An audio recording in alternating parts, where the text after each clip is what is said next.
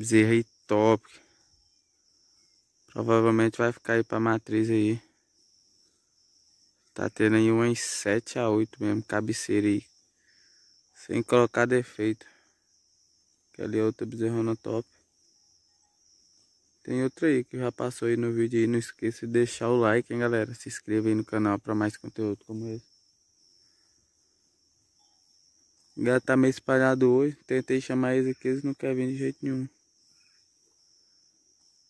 Tentar fazer um vídeo pra vocês aí dentro do curral.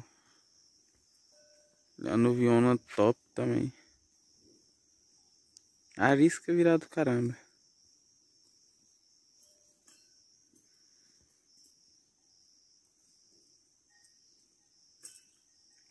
O produtor tá ali novinho. Esperando uns 3 anos agora.